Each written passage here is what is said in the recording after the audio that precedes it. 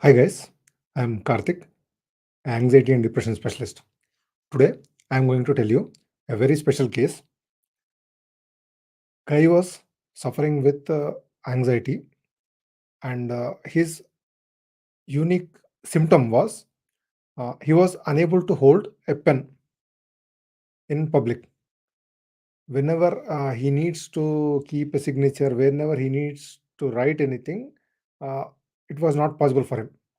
His hand was shaking so much that he was not able to write anything.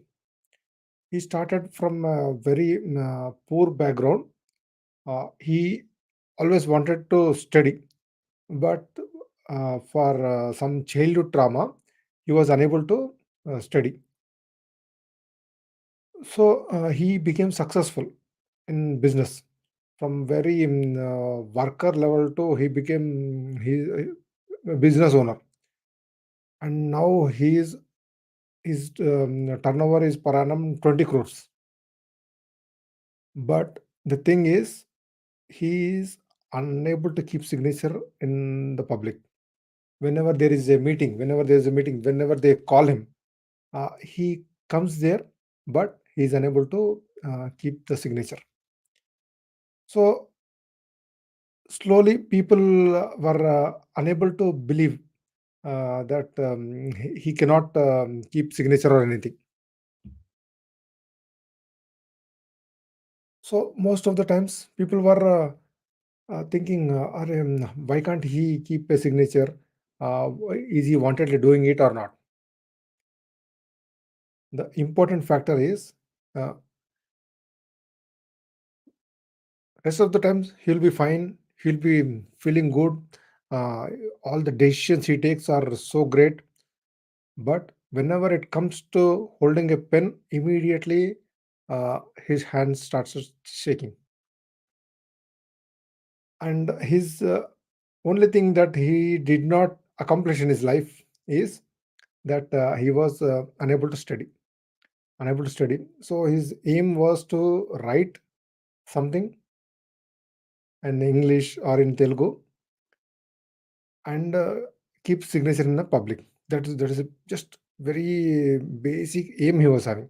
Money he can earn, money he can earn, and everything he can do except writing. So when he came to me, he was telling this issue that he was suffering. So what I did, okay, when he was describing to me, he was so passionate about to write. He was so eager to write that immediately when a person is in front of him, he starts shaking. His hands start shaking. So okay, I told him, okay, then write something and show me. Means he says I cannot write. See, the moment I start holding the pen, immediately my hand shakes like this. Uh, so I cannot do this one. Okay, and identified what has affected him, what have went through his. He described his childhood, how painful situations he has passed, and so many traumatic events that has occurred in his school that made him get that fear. And even in adult life also, he had experienced because of this writing issue. He had experienced a lot of traumatic events, shame he had experienced. His workers were laughing at him because he was unable to write, and all these things. So now the he was continuing like that only. Let me check whether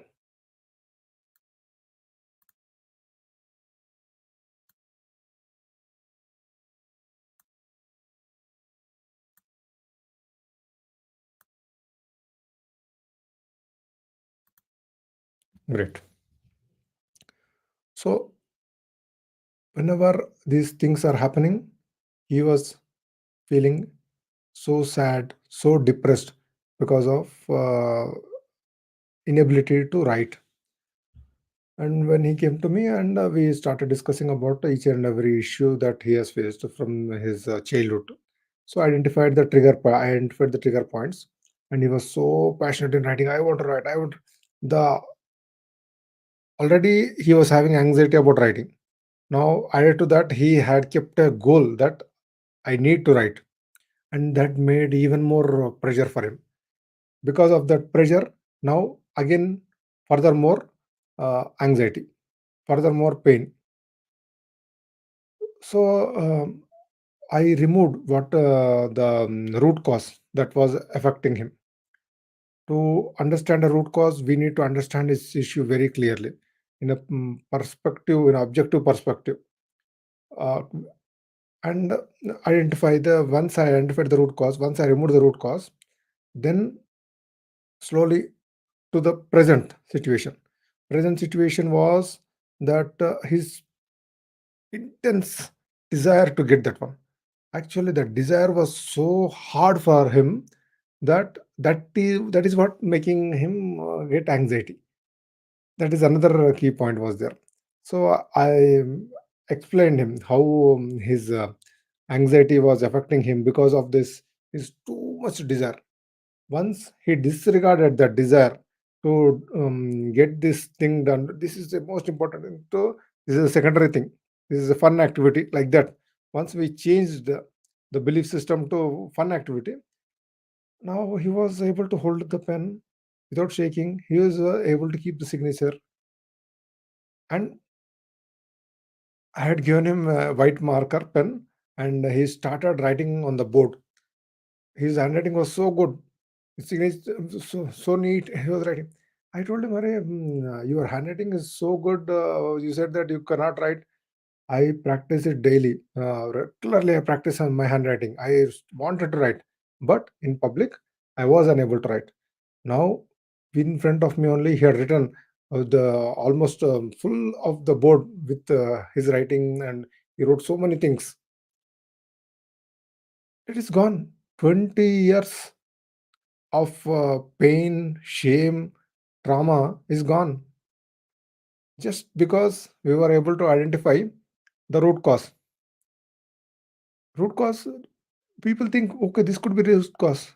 People should not come to the conclusion what is the root cause because subconscious logic does not exist. Root cause could be anything.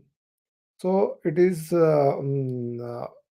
very important to identify the root cause that is the root cause.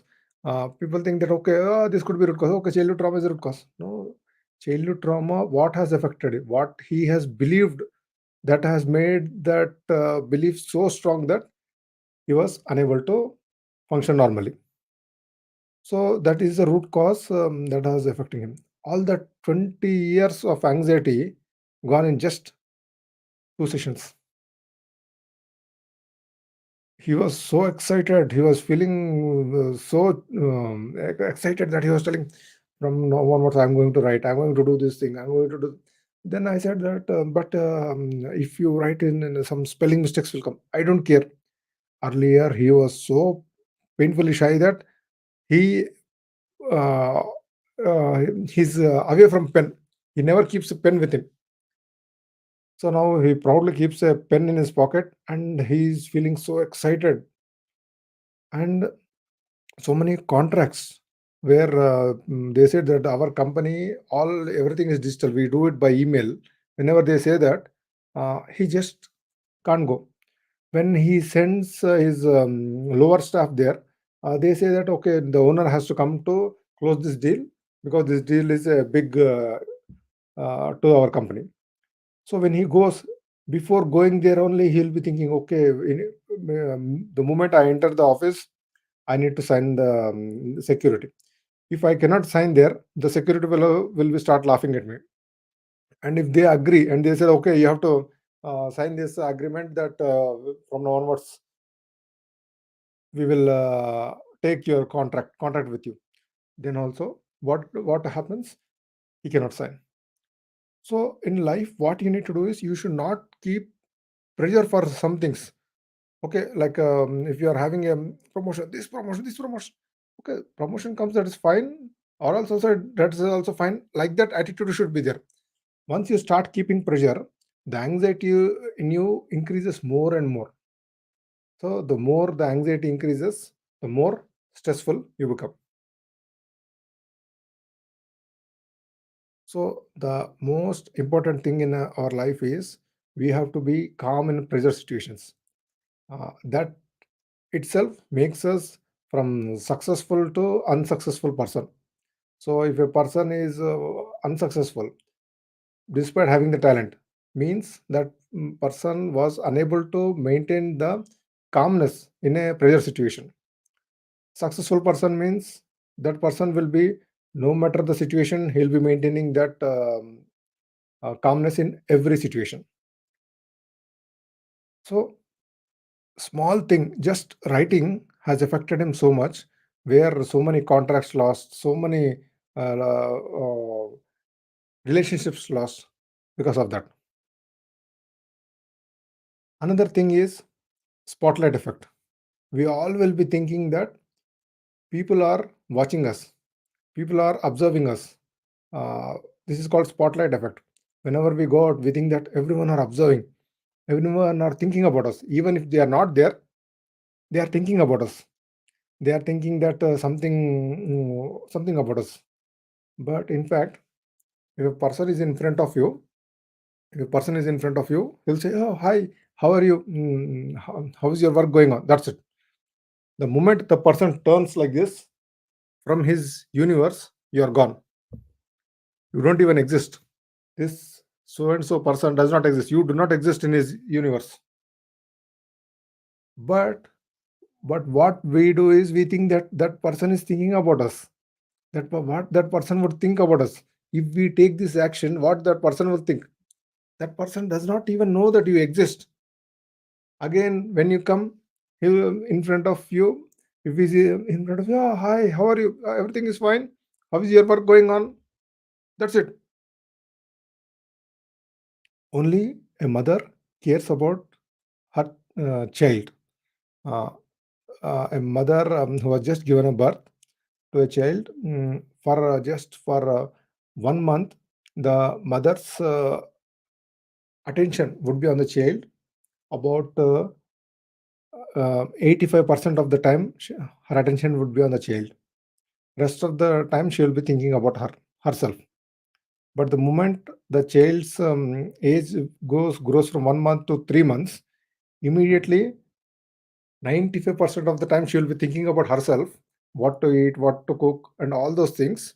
And only 5% of the time she will be keeping her attention towards the child. If the child grows furthermore, the only 2 or 3%, that's all, 2 or 1%, she will be thinking about the child. Rest of the time, she will be thinking about herself. If your own mother, when you are infant, she's only thinking 95% of the time, she is thinking about herself, then who will think about you? No one cares. But we have a belief that what they are thinking, about us. That is a self-created pressure. Because of that, you won't be able to function normally with people. So, important factor is you should not care what others think about you, because really no one cares. Another thing is people care for validation. Okay, they crave for validation from their parents, from their partner, or from their superior. They crave validation so much, so much. The validation becomes a big thing. Rest of other things come aside. Validation. Because of that validation, they will be sticking to the one company. Because of that validation, they will be working so hard. They will be risking their health because of validation. So first thing is we have to remove that validation, giving that power to other people. What they think about us, you have to remove that power. You have to give that power back to yourself. You don't need any external validation. You need only your validation.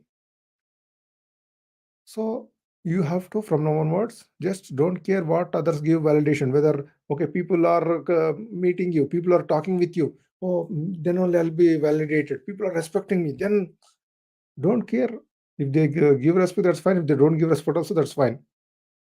That is their opinion. Their opinion does not need to be your reality.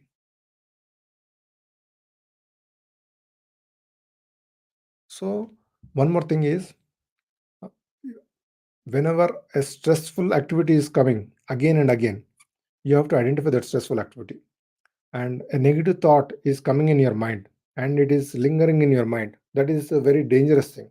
So what you need to do is, you need to write down the negative thought on the book and just close it.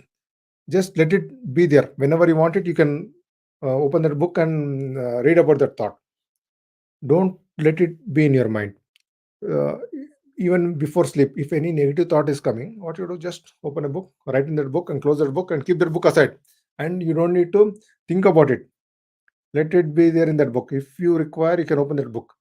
Oh, that person is going to do that to me, or something bad is going to happen. Just write in that book. That's it. There was a client who is a doctor. She was suffering from anxiety for 5 to 6 years. She was suffering anxiety, and she was having this health anxiety, and she was getting these symptoms, real symptoms. She was getting these symptoms that no matter what tests are done, all tests are coming negative. And she then okay, I told her, okay, from now onwards you should start not consciously. What you need to do is not pay attention to the symptoms. She was telling, what do you mean? All my career, I was taught to focus, investigate. Even a slightest symptom is there, investigate that. Dig more deep to understand to solve that problem. But now you are telling me to, whenever I get a symptom, ignore the symptom. How can I do that? So you mean that all my career I was doing wrong? So I told her, if you are doing this to your patient, that is fine. But when you are doing it to yourself, it will be difficult. Why? Because there will be cognitive bias, where you will be assuming things. The bias, when it comes, you will assume things. Okay, these things are going to happen to me. So it took some time for her to realize that, and she came out of it. Now it does not affect her. And the most important factor is, you should take care of your physical health. The more healthy you are physically, uh, mentally you will be even more stronger. Even pressure situation happens, you'll be able to maintain that situation. And don't take medications directly. Don't just jump on medications. Uh, j- Today itself, I was talking to a father, and they started medication to their son. Uh, then the reason was, he was he was disobedient. See, these things you don't need to go for medication. So small things will happen, but you don't need to go for medication. Your medication should be where which is very serious, where person is becoming violent, person is attacking people, and because of that, then medication should be there. If someone suggests medication, request the psychiatrist to first let us try other therapies before going in medication. Don't just, if they say that, don't just accept it. Okay, if they said, that is fine, or else consult another psychiatrist. And never take medication from a psychologist. Psychologists are not given the education to give medication. So I've seen cases where the psychologist giving some pills to them. Don't take them. Never. If a psychologist suggests a medication, don't take it, because they are not educated enough on the medication part. And in hypnotherapy also, some people, in the name of deep trance, what they do is, they give medication, they give a sleeping tablet to the person and make them sleep.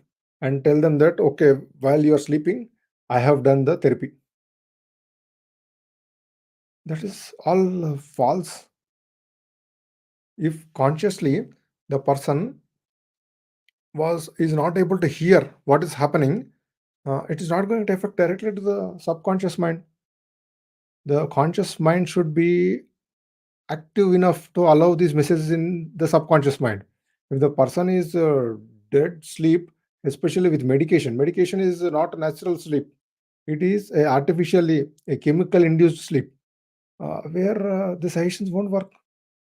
The person who is doing that, that is completely wrong. That's not a hypnosis. Outdated hypnosis are there.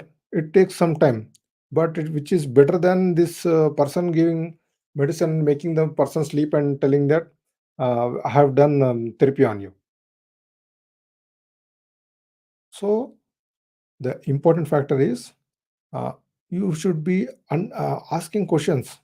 Okay, what is the therapy you are going to do to me? What is the process you are going process that you're going to use? And always go for customized therapy session than a generic. Immediately when you come, just to start the therapy, and okay, from now onwards, your fear is gone. From now onwards, your anxiety is gone, depression is gone. These are not the suggestions. These suggestions actually, in fact, increase whatever the anxiety in your subconscious mind. If someone says, so, from now onwards, don't smoke means, in your subconscious mind, it registers as smoke.